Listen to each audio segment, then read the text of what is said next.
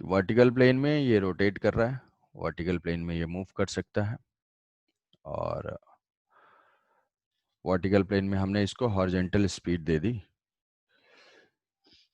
Horizontal speed दे दिया इसको √4 GL, horizontal speed है √4 GL। ये पॉइंट ऑफ सस्पेंशन है, तो क्या होगा इसके साथ, इसका मोशन किस टाइप का होगा? क्या ये सर्किल कंप्लीट कर पाएगा? No sir. सर सर वो नो सर वो सर। स्ट्रिंग है। हाँ, नो सर, ये स्ट्रिंग है, लेंथ L है, मास M है, और ये पॉइंट से सस्पेंडेड नो है। सर वो नहीं कंप्लीट कर पाएगा। तो ये वही पॉइंट तो अंदर ही फ्लैक हो जाएगा। वर्टिकल सर्किल तो कंप्लीट नहीं कर पाएगा, तो किसी वर्टिकल पोजीशन थीटा पे हमें फाइंड करना है। फाइंड, फर्स्ट है find theta where tension in string becomes 0, और फाइंड थीटा, सेम ही चीज है, find theta where particle will leave the circle, leave circle. जहां टेंशन 0 हुआ, स्ट्रिंग स्लैक हुई, वैसे ही वो ट्रैक को छोड़ देगा। तो हमें गिवन है कि वो थीटा बताओ from the vertical where this particle will leave the circular path. क्या हम ये स्पीड को देख के ये तो आइडिया लगा पा रहे हैं कि यार ये तो 90 से ऊपर तो चला जाएगा, तो इसका मोशन ऑसिलेटरी तो होगा नहीं, ये ऑसिलेटरी वो स्ट्रिंग स्लैक करना ही करना है इसको। तो हमें वो फाइंड करना है कि किस थीटा पे वो स्ट्रिंग स्लैक होगी पार्ट ए में, और फिर उसके बाद के मोशन को भी एनालाइज करना है। उसके बाद के मोशन को हम एनालाइज करेंगे इस तरीके से कि find the maximum height achieved, कि यहाँ से गया, यहाँ से गया, यहाँ सर्कुलर पाथ छोड़ दिया, पाथ छोड़ने के बाद वो कुछ ऐसा टाइप के पाथ पे जाएगा, जिसको हम बोल सकते हैं कि ये प्रोजेक्टाइल टाइप का पाथ हो गया, ऐसे पैराबोलिक। क्योंकि पार्टिकल के ऊपर दो फोर्स, एक फोर्स जो है ग्रेविटी का, एक फोर्स जो है टेंशन का। स्ट्रिंग हो गई स्लैक, टेंशन हो गया 0, अब ओनली ग्रेविटी और पार्टिकल के पास वेलोसिटी। तो अगर वेलोसिटी है और ग्रेविटी है तो वो हमेशा क्या होगा, मोशन अंडर ग्रेविटी, तो वो स्ट्रेट लाइन में है, तो ठीक है वो स्ट्रेट लाइन में मूव करेगा, अदरवाइज वो पैराबोलिक पाथ पे जाएगा। तो हमें फाइंड करना है उसी में कि अगर ये मूव करते करते किसी पॉइंट तक गया, तो हमें मैक्सिमम हाइट फाइंड करना है कि मैक्सिमम वो कितने हाइट तक जाएगा from point of projection. Find maximum height from point of projection, point of projection, maximum height of particle from point of projection, कितने हाइट तक वो जा सकता है इस पॉइंट से, इसके रेस्पेक्ट में। पॉइंट ऑफ प्रोजेक्शन या पॉइंट ऑफ सस्पेंशन कहीं से भी पूछा जा सकता है, हमें बताना है कि पॉइंट ऑफ प्रोजेक्शन से। ठीक है, क्वेश्चन क्लियर है? Sir L + L cos theta होगा मैक्सिमम हाइट। हाँ, मैक्सिमम हाइट नहीं, यहाँ तो क्या ट्रैक छोड़ने के बाद इससे ऊपर नहीं जा रहा है, L + L cos थीटा तो यही हुआ ना, उसके बाद भी तो जाएगा ऐसे। ओ सर फिर इसको प्रोजेक्टाइल से निकालना पड़ेगा। कि L + L cos theta plus जो प्रोजेक्टाइल मोशन है, प्रोजेक्टाइल मोशन में जो पाथ फॉलो करेगा वहां से जो है उसकी हाइट, तो वो सर्कुलर प्लस प्रोजेक्टाइल दोनों को एनालाइज करना होगा। तो ठीक है, थीटा फाइंड कर लेते हैं, थीटा फाइंड कर लेते हैं ए पार्ट के लिए, कि स्पीड यहाँ से गिवन है और इस थीटा पे सर्कुलर पाथ, किसी थीटा पे वो कांटेक्ट छोड़ता है, तो उस थीटा पे हम इसका फ्री बॉडी डायग्राम देखेंगे। बेसिक स्टेप वही है कि ये mg वर्टिकली डाउनवर्ड डायरेक्शन में, स्ट्रिंग का टेंशन T, और इस पे जो पाथ है, जो स्पीड है, वो स्पीड कैसे है, टेंजेंशियल। तो टेंशन T ये है थीटा, इधर हो जाएगा mg cos theta, mg cos theta, mg sin theta, mg sin theta. तो इक्वेशन लिखेंगे T + mg cos theta, T + mg cos theta is equal to mv square by l। Equation number 1। Tangential acceleration पूछा नहीं गया है तो but हम यहाँ बता सकते हैं m into g sine theta is equal to m into a t. तो टेंजेंशियल एक्सलेशन क्या है? Tangential acceleration g sine theta. अच्छा, तो अगर इस पॉइंट पे स्ट्रिंग स्लैग कर रही है, सर्कुलर पाथ छोड़ रहा है, तो कैसे कब होगा ऐसा? And t becomes 0, t become 0, then v is equal to v square is equal to g l cos theta. यहाँ से ये आई इक्वेशन, स्ट्रिंग स्लैग कर रही है तो ये कंडीशन सेटिस्फाई होनी चाहिए। अब दूसरा इक्वेशन हमारे पास है, वो है वर्क एनर्जी थ्योरम का इक्वेशन, कि हम इस पॉइंट और इनिशियल पॉइंट में वर्क एनर्जी थ्योरम अप्लाई कर देते हैं। यहाँ पे स्पीड गिवन है √4gl। तो from work energy theorem, from work energy theorem, work done by all forces equal to change in kinetic energy. All forces मतलब ऑल, एक्सटर्नल, इंटरनल, स्यूडो व्यूडो सब कुछ। तो work done by all forces equal to change in kinetic energy. So work done by gravity, जो जो forces हैं वो लिख देंगे, is equal to change in kinetic energy. Gravity का वर्क डन इस पॉइंट से इस पॉइंट तक पॉजिटिव और नेगेटिव, ग्रेविटी का वर्क डन यहाँ से यहाँ तक जा रहा है तो ग्रेविटी के अगेंस्ट जा रहा है तो नेगेटिव वर्क डन होगा। तो वर्क डन के लिए चेंज इन वर्टिकल हाइट देखते हैं। Change in vertical height is L plus L cos theta, L plus L cos theta. So work done by gravity is equal to minus mgl minus plus cos mgl theta, plus L cos theta. and work done by tension, tension का work done इस case में 0 होगा because tension is perpendicular to the velocity or tension is perpendicular to the displacement. So work done by tension equal to 0. Final kinetic energy half mv square minus half mv naught square. v naught square is the initial speed. तो initial speed √4gl हो जाएगा। तो बस अब इस equation से, एक तो इक्वेशन ये है, सेकंड इक्वेशन ये है, यहाँ से हमारे पास v स्क्वायर की वैल्यू है, उसको जो है सॉल्व करेंगे। Minus gl 1 plus cos theta is equal to half mv square, m cancel out होगा, ये हो जाएगा v स्क्वायर, बेटर है 2 कर देते हैं ऐसे। तो v स्क्वायर की वैल्यू है वहां पे from this first equation gl cos theta minus v naught square is equal to 4gl। तो यहाँ होगा -2 उसको सॉल्व करेंगे तो ये आ जाएगा 2gl is equal to 3gl cos theta।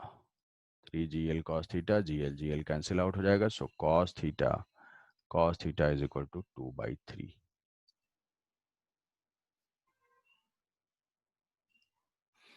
cos theta is equal to 2/3 और angle is equal to cos inverse 2/3। cos inverse 2/3 पे उसका कांटेक्ट छूट जाएगा। उस पॉइंट पे वेलोसिटी क्या होगी? उस पॉइंट पे क्या वेलोसिटी 0 हो रही है? वेलोसिटी नहीं 0 है, वेलोसिटी क्या हो रही है उस पॉइंट पे? उस पॉइंट पे वेलोसिटी है v square gl cos theta. तो cos थीटा की वैल्यू हमने फाइंड कर लिया। What is the velocity at that point? So velocity at this point, velocity at this point is equal to √gl 2gl/3। देखो वो सब जो डाउट होता था कि वहां से पहुंचेगा उस पॉइंट पे तो डायरेक्ट नहीं, अभी उसके पास वेलोसिटी है बट टेंशन जो है 0 हो गई। टेंशन की ये वैल्यू आ गई कि इस एंगल पे उसका जो है टेंशन 0 हो रहा है cos थीटा इज इक्वल 2/3 पे, और वहां पे ये स्पीड है। तो अब इसके बाद का मोशन क्या होगा? अब इसके बाद का मोशन जो है तो ग्रेविटी केवल एक्ट कर रही है, ओनली ग्रेविटी, और उसके पास ये वेलोसिटी है √2gl/3। तो बी पार्ट में हमें फाइंड करना है कि इसके बाद में वो टोटल मैक्सिमम हाइट कितना अचीव करता है। तो हम अगर ऐसे सोचते हैं कि यहाँ से थीटा तो हमने फाइंड किया है, और यहाँ पे इस मोमेंट पे जो वेलोसिटी है वो जब जस्ट स्ट्रिंग स्लैग हुई है उस मोमेंट पे वेलोसिटी तो टेंजेंशियल थी। ये जो v है, this v is perpendicular to the radius, circular path पे था। तो ये थीटा है। तो इसके बाद का मोशन क्या हम हॉरिजॉन्टल प्रोजेक्टाइल से रिलेट कर सकते हैं कि ये टोटल एंगल है 90 डिग्री, तो ये एंगल हो जाएगा, ये भी एंगल 90 है तो ये 90 माइनस थीटा, तो क्या ऐसा थीटा हो जाएगा ये, और ये हो जाएगी स्पीड। तो Yes, इसको sir. हम हॉरिजॉन्टल प्रोजेक्टाइल से, इसके बाद वाले मोशन को हॉरिजॉन्टल प्रोजेक्टाइल से मान सकते हैं कि इस स्ट्रेट लाइन से हॉरिजॉन्टल प्रोजेक्टाइल, ये वेलोसिटी है और ये थीटा है, तो ये जो है ऐसे ऐसे मूव करते हुए कुछ ऐसे मूव करेगा। तो what is the maximum height from point of projection? तो भाई यहाँ से L point of plus L cos theta plus 2L sin square theta. L है, फिर उसके बाद एल कॉस थीटा, फिर इस प्रोजेक्टाइल की जो ये मैक्सिमम हाइट है। यही है इसकी। तो जो मैक्सिमम है, तो cos थीटा तो हमने फाइंड कर दिया 2/3, तो ये 2l/3 हो गया। ए एच हमें फाइंड करना है। तो what is the maximum height for the projectile? h is equal to, तो uy² by 2ay, तो u स्क्वायर क्या होता है formula? u² sin square theta divided by Theta by 2G. 2g। तो यहाँ पे u cos theta sin theta, तो v square है। तो क्या sin थीटा हम फाइंड कर सकते हैं अगर cos थीटा नोन है? तो cos थीटा अगर नोन Yes. है, cos थीटा है, ये थीटा है, cos theta is equal to 2/3, तो ये हो जाएगा √5। sin थीटा क्या हो जाएगा? √5/3, है ना? हाँ सर, लेकिन sin square है ना, तो 5/9 हम लोग लिख हाँ सकते हैं. हाँ 5/9। तो यहाँ से cos थीटा है, तो cos थीटा से हमने sin थीटा फाइंड कर लिया। sin theta is equal to √5/3। तो u square is equal to this 2gl/3 का रूट, ये समझ में आया कि ये वेलोसिटी पुट किया है स्क्वायर। sin स्क्वायर थीटा √5/3 का whole square divided by 1/2g। तो ये होगा, ये 2gl/3 plus 5/9 into 1/2g। 2g cancel g। सो h is equal to 5l/27। तो अब उस पॉइंट के बाद जो प्रोजेक्टाइल फॉलो करेगा, वो प्रोजेक्टाइल की हाइट हो जाएगी 5l/27। So what is the maximum height achieved? maximum height achieved, h maximum, so h is equal to l plus l cos theta plus h। तो यहाँ से ये होगा l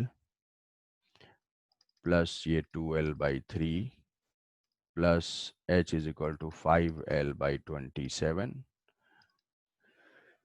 तो ये हुआ 27 प्लस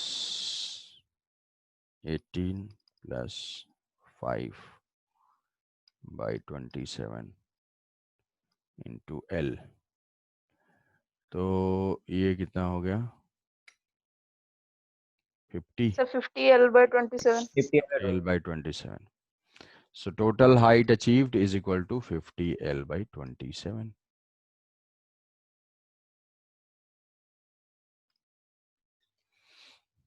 ठीक है, क्लियर? कि ऐसे स्टेप बाय स्टेप, पहले तो हमने देख के सिचुएशन का आइडिया लगा लिया वेलोसिटी का क्या होगा, और उसके बाद फिर जो पूछा हुआ है उसको आंसर कर दिया।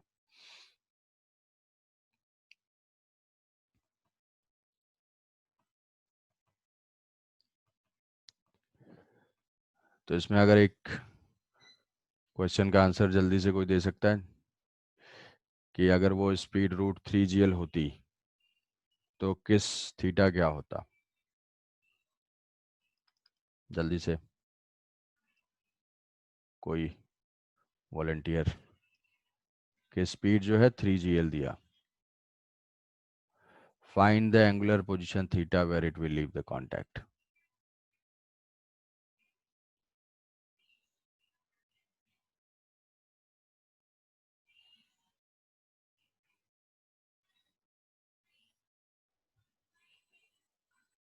बताओ, फाइंड थीटा वेयर, तुम सॉल्व करो, particle will leave the circle.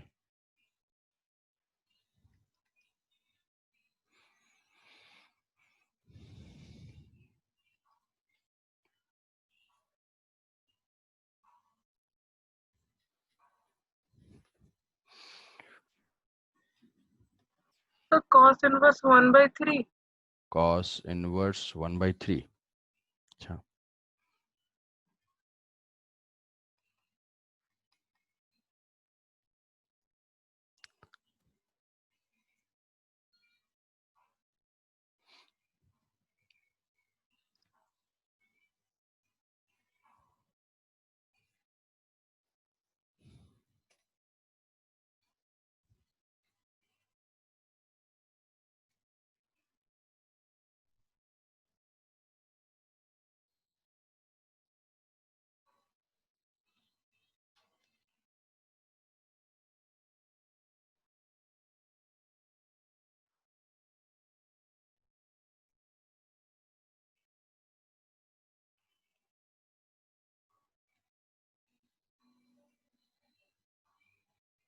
cos theta equals to 1/3. cos theta is equal to 1/3. Okay, equation same होंगे, इक्वेशन सेम होंगे कौन से? Yes, वही, sir. इसको रिजॉल्व करेंगे, mg को रिजॉल्व किया, cos थीटा, और फिर टेंशन t, स्पीड होगी v। अगर इक्वेशन याद रहता है तो तुम्हारा टाइम सेव हो जाएगा। t plus m g cos theta is equal to m v square by l. तो यहाँ से जिस मोमेंट पे स्लैक करना है टेंशन जीरो होगी, so velocity v square is equal to g l cos theta, g l cos theta.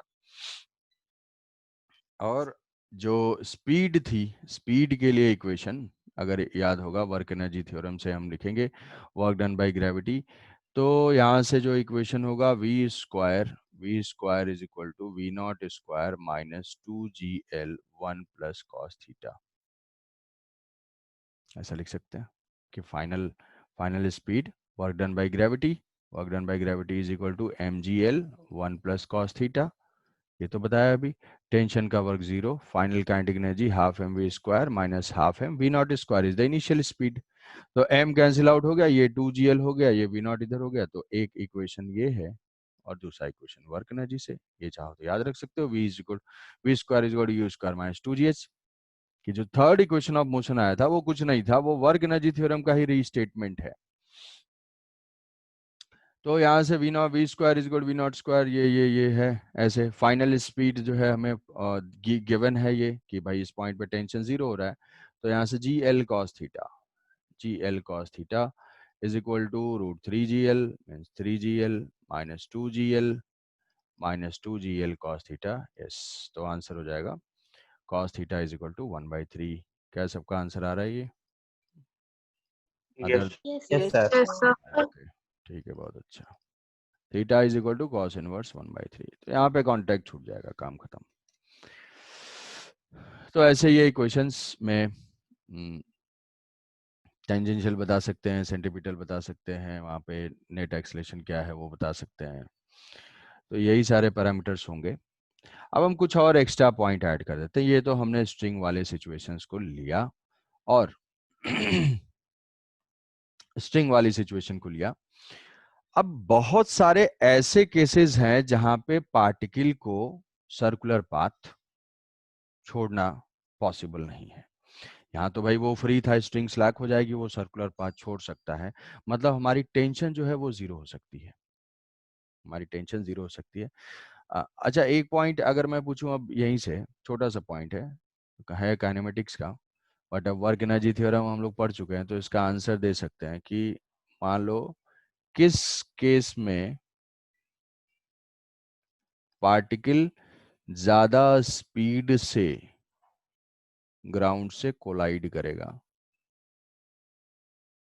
In which of the following case particle will strike with the ground with higher speed?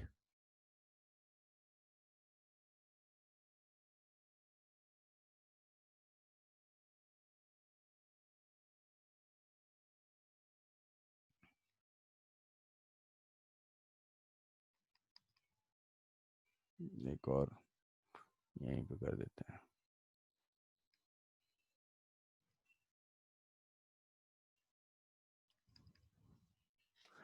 Ground के साथ जब भी ये ground पे आएगा, जब भी ground पे आएगा तो किस केस में मैक्सिमम स्पीड से वो ग्राउंड पे स्ट्राइक करेगा, ये बताना है। ये मान लिया ABCD है, ये ABCD E. It will strike with the higher speed with ground.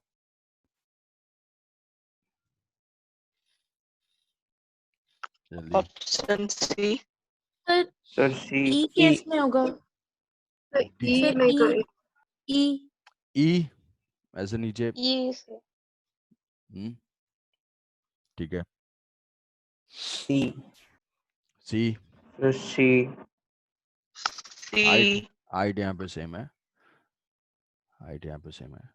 सी वाले पार्ट, ई वाले पार्ट में नहीं। अच्छा, सी में ऐसा फील हो रहा है कि पहले ऊपर जाएगा तो ज्यादा हाइट से फॉल करेगा, है ना? ऐसा फील हो रहा है कि ज्यादा यस हाइट से सर। जाएगा तो ज्यादा तेजी से एकदम धड़ाम यहाँ आएगा तो जमीन के अंदर घुस जाएगा। ठीक है, तो जो आंसर होगा वेलोसिटी जो v होगी, ground v is the velocity on ground, मान लिया v is the velocity on ground, velocity on ground, on ground, ground पे है हर केस में v अगर है रिप्रेजेंट, तो velocity on ground will be same in all the case. ठीक है, झटके वाली बात ये है, in all the case, her case में सेम वेलोसिटी से वो स्ट्राइक करेगा, सेम वेलोसिटी से। क्यों? कोई भी केस ले लो, कहीं पे भी ले लो, मान लिया u से आया, किसी केस में थीटा पे है और ये ग्राउंड पे आता है तो वो v स्पीड से आता है। जब v स्पीड से आता है तो अगर मैं सोचता हूं कि वर्क एनर्जी थ्योरम अप्लाई कर देता हूं तो सिर्फ work done by gravity is equal to change in kinetic energy, final kinetic energy, half m v square minus half m u square. Initial speed तो मैंने सेम दिया, केवल angle of projection different different है। तो work done by gravity क्या हर case में mgh ही है?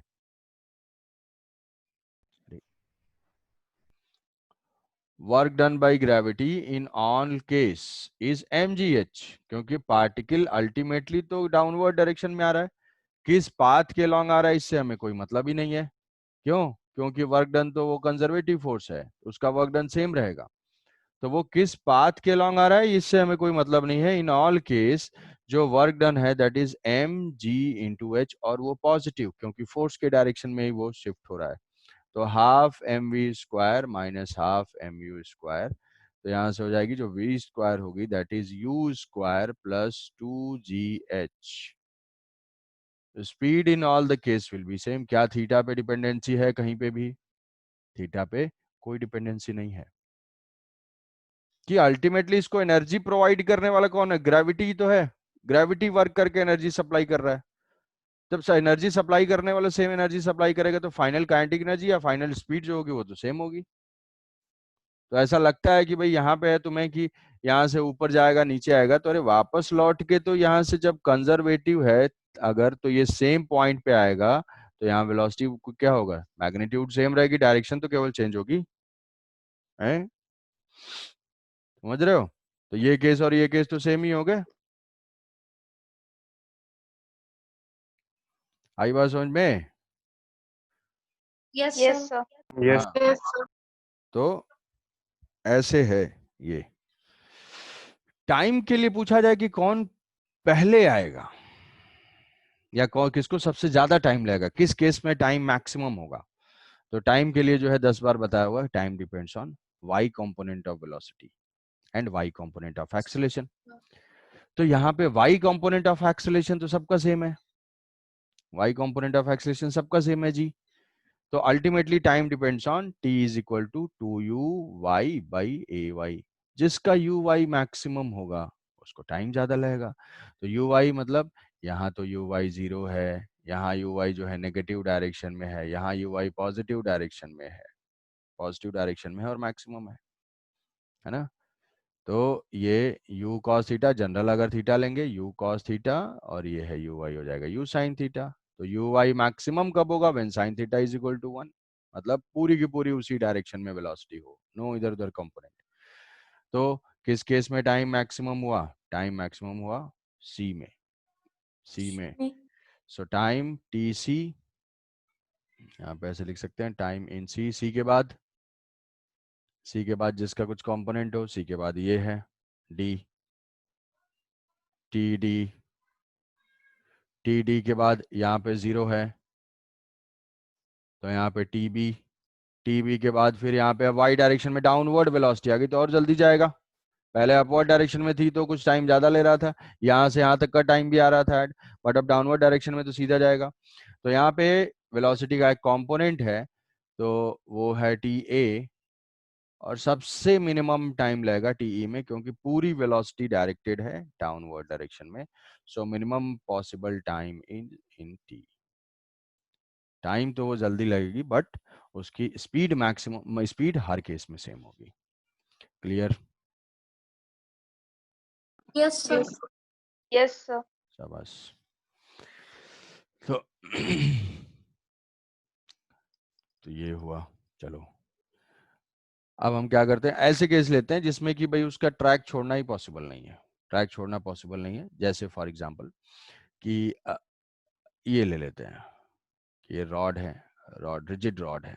Rigid rod मतलब ये स्लैक व्लैक डिफॉर्म उफॉर्म कुछ नहीं होगा, ये कनेक्टेड है।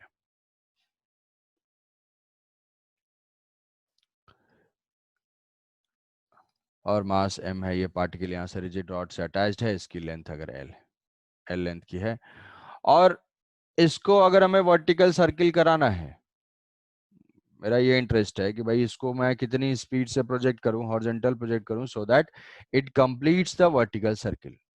वर्टिकल सर्किल को कंप्लीट कराना है।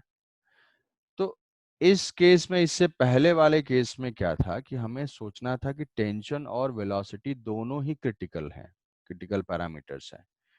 बट अब यहाँ पे क्या है, टेंशन टेंशन की कोई टेंशन है? वहां तो हम सोच रहे थे भाई स्ट्रिंग थी, स्ट्रिंग जो है वो स्लैग कर सकती थी, बट यहाँ तो ये रॉड है, रॉड स्लैग ही नहीं करेगा।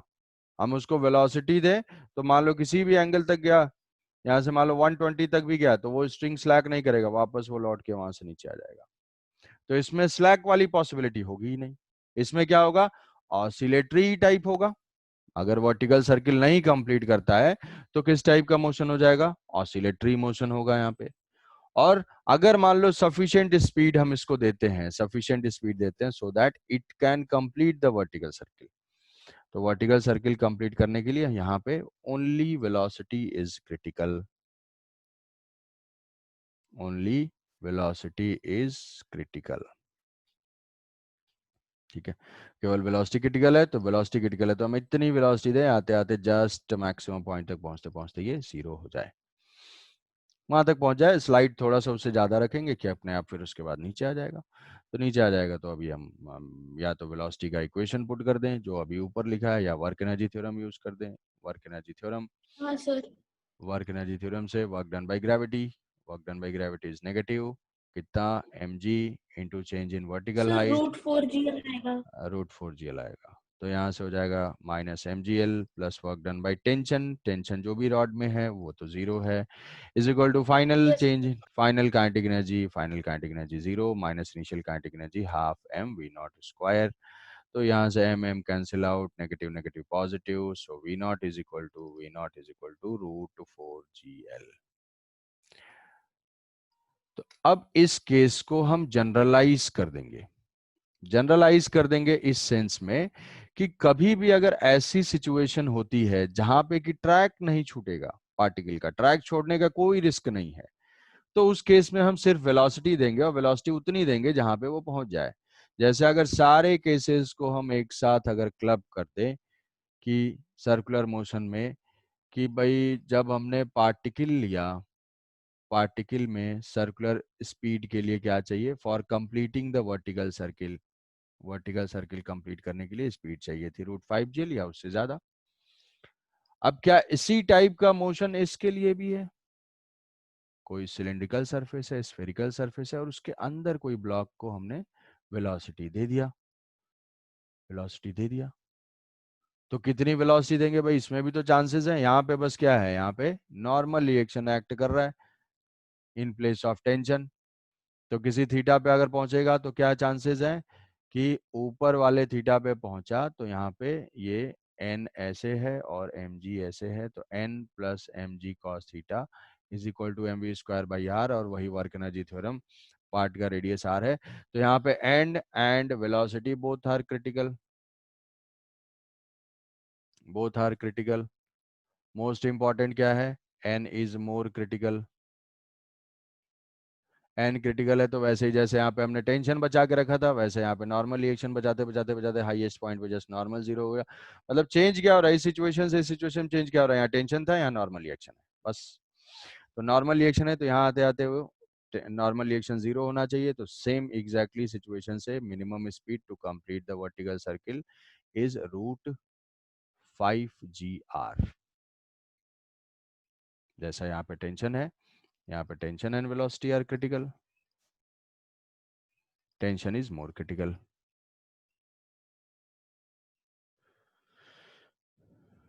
ठीक है, ये जो है ये स्ट्रिंग है।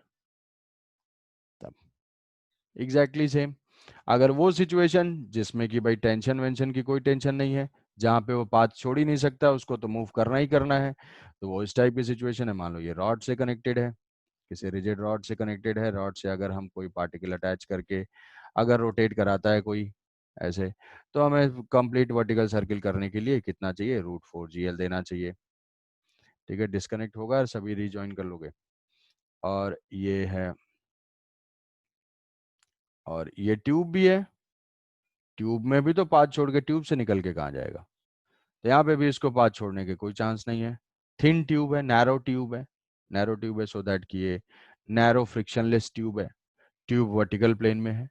तो अगर इस ट्यूब की जो रेडियस है वो हम r लेते हैं, तो यहाँ पे भी कितनी स्पीड चाहिए, √4 g/r, √4 g/r, √4 g/r to complete the vertical circle. उससे कम होगी तो किस टाइप का मोशन होगा, ऑसिलेटरी मोशन होगा, पीरियोडिक होगा, बट ट्रैक छोड़ने वाले केस रिमूव हो जाएंगे। तो ये सिचुएशन है सारे टाइप के जो हमारे केसेस हैं, समझ गए? देखिए यस सर। सर सर अगर हम एक ऐसा केस ले जिसमें स्ट्रिंग इलास्टिक हो तो? हाँ, स्ट्रिंग अगर इलास्टिक होगा तो उसमें क्या होगी, जैसे स्प्रिंग मान लो, स्ट्रिंग इलास्टिक हो क्या मतलब, ऐसे सोचो स्प्रिंग से कनेक्टेड है तो वहां तो वो स्ट्रेच होता जाएगा, जैसे वेलोसिटी देंगे तो सडनली वो स्ट्रेच होगा, स्ट्रेच होगा तो उसकी रेडियस बढ़ती रहेगी, सर्कुलर पाथ नहीं रहेगा उसका, समझ रहे हो? मतलब कॉन्ट्रैक्ट हुआ तो? कॉन्ट्रैक्ट होगा अगर